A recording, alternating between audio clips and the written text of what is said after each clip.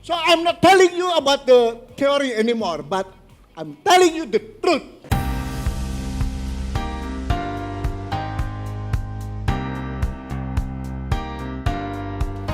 Halo Sobat Sukses, ketemu lagi di segmen WFH, Word from Heroes. Kali ini saya akan merangkum insight-insight yang saya pilih khusus dari video. Selamat menonton dan sukses selalu. Ide itu harus memang menarik, harus catchy, harus sesuatu yang wah beda. Orang bikin nasi goreng banyak, betul.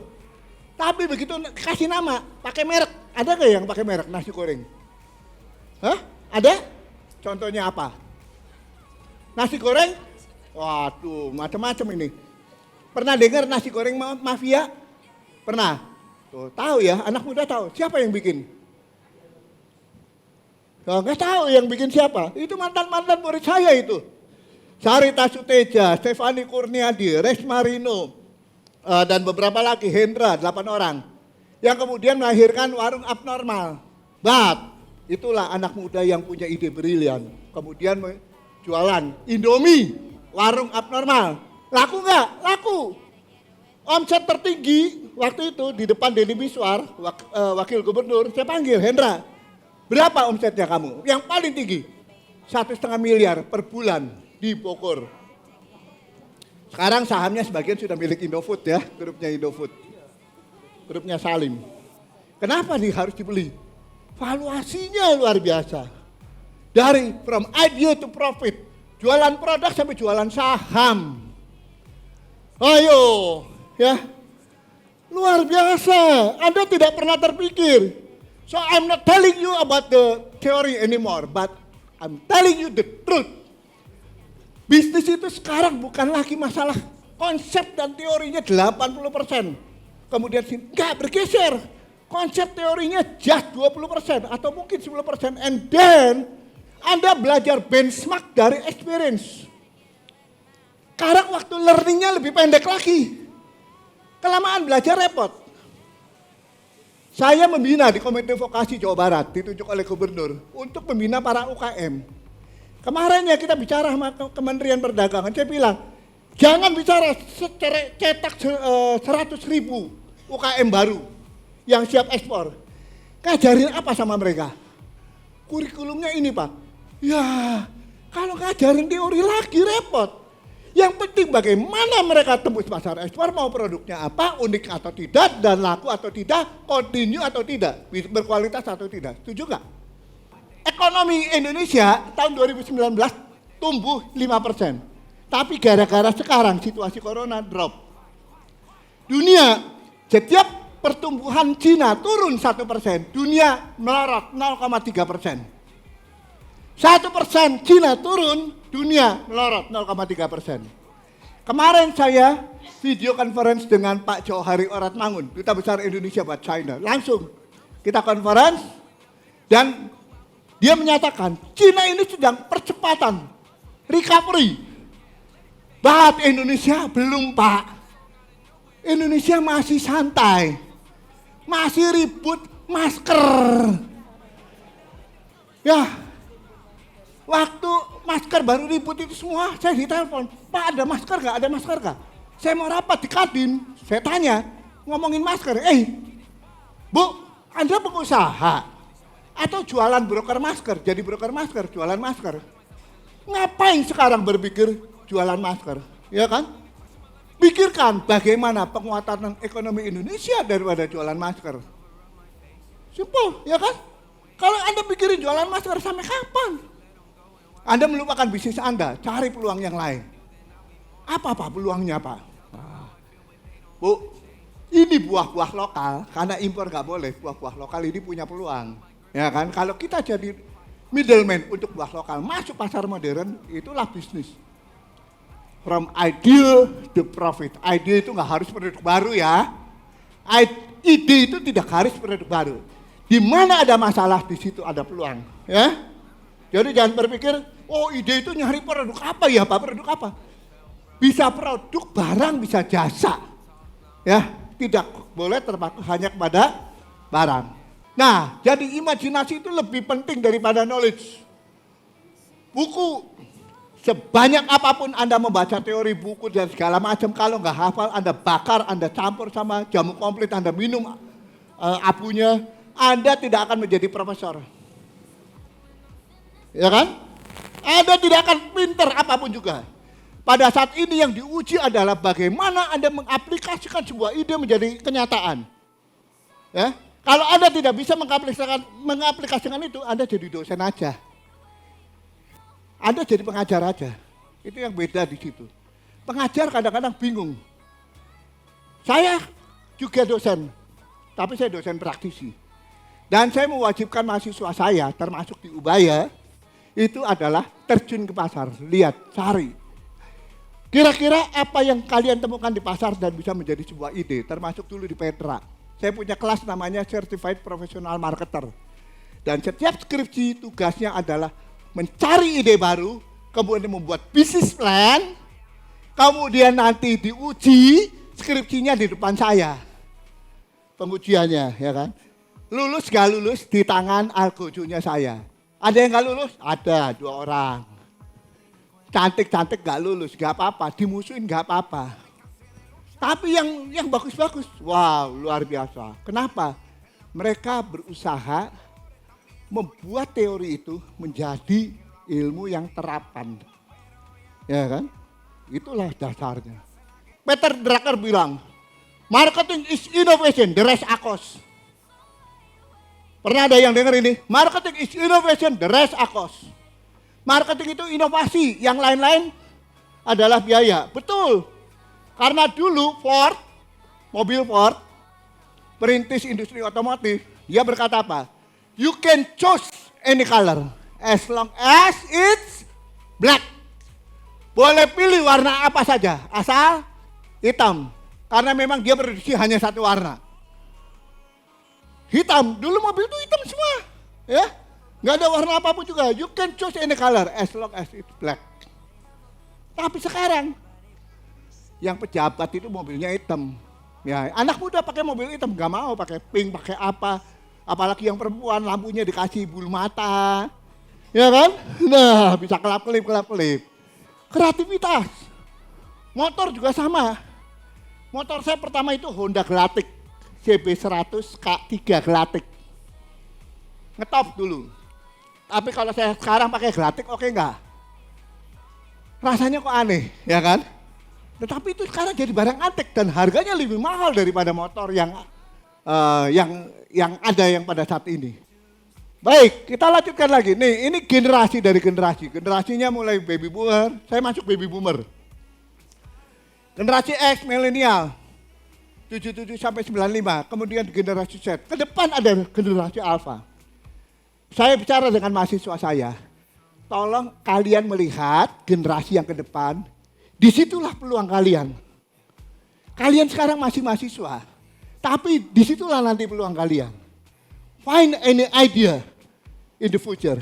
Find any idea in the future. Not now, ya. Kalau cuma sekarang, maybe. Jadi explore lah ke depan. Lihat ke depan.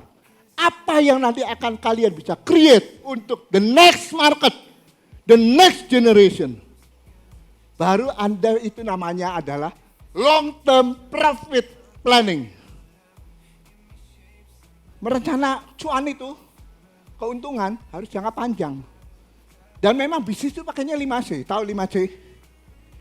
Bank pakai 5C, bisnis pakai 5C. Pertama mesti punya chain. Ya toh, punya modal, punya chain. Mau modal sedikit, mau modal dengkul, pokoknya chain mesti punya.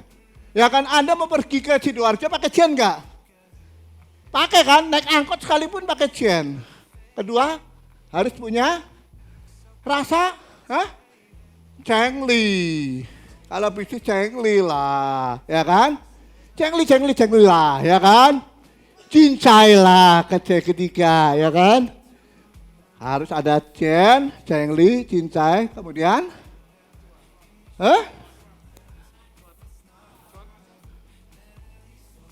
apa?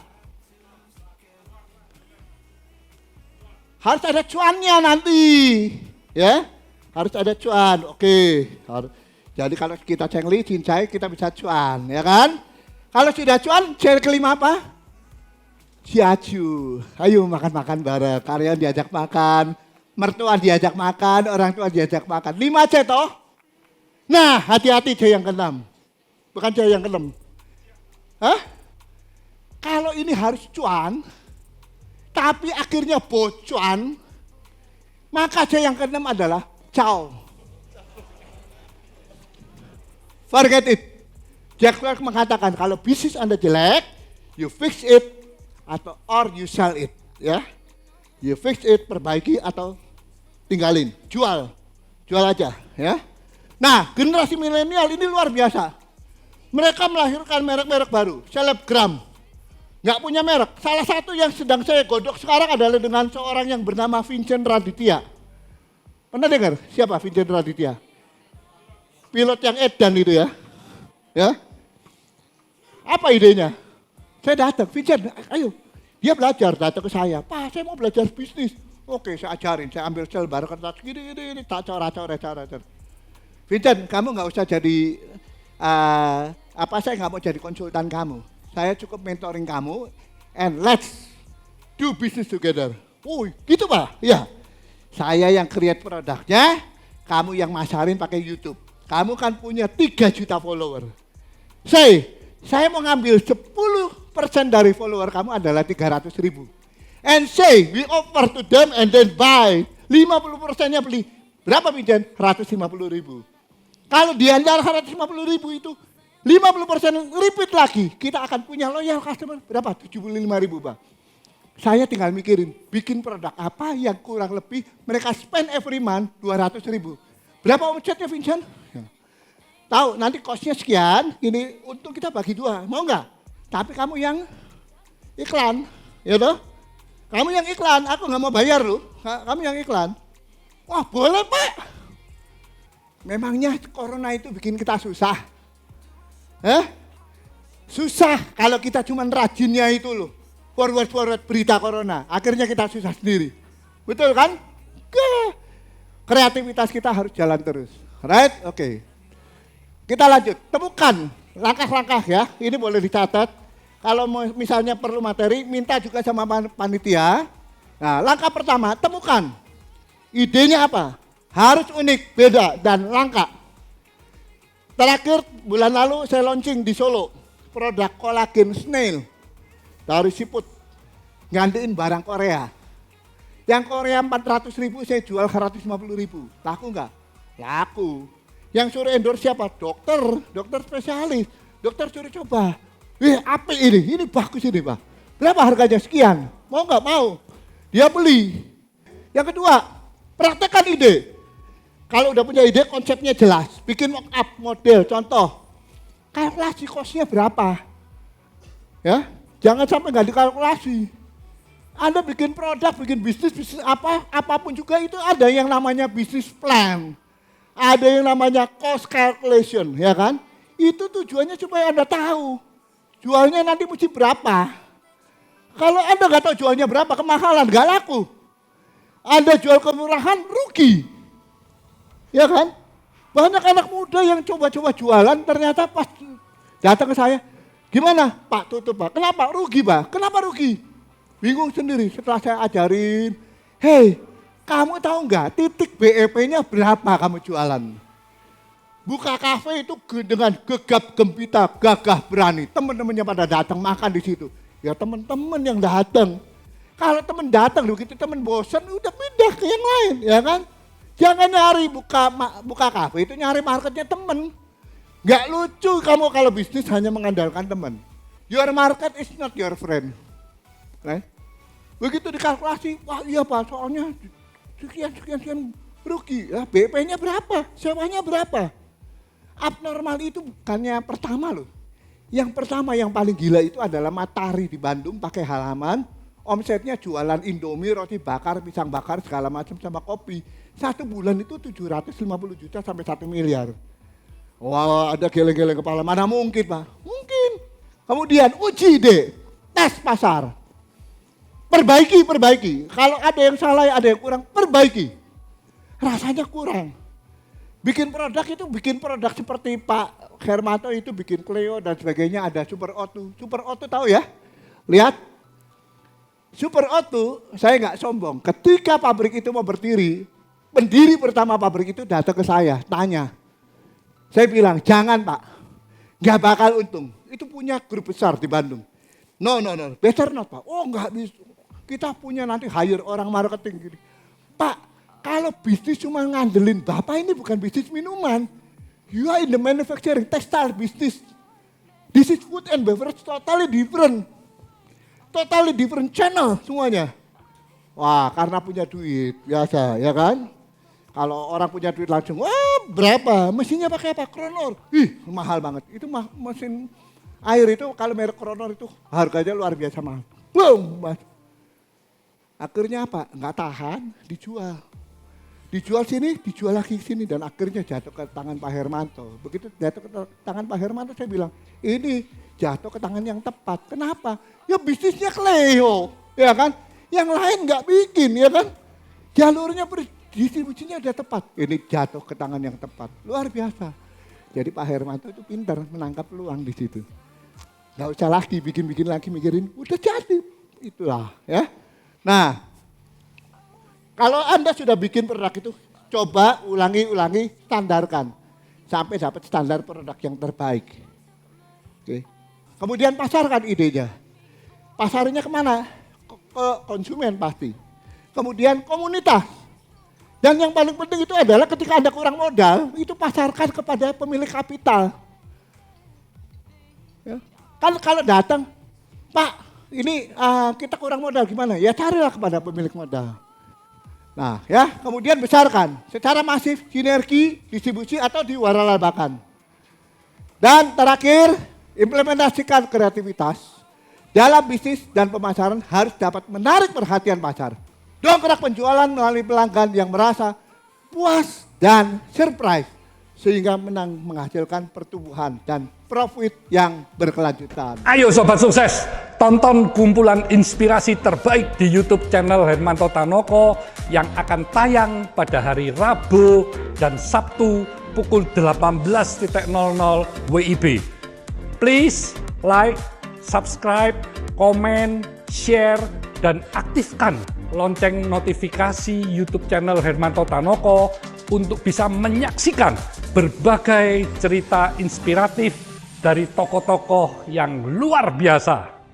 Stay humble, stay positive, stay on fire.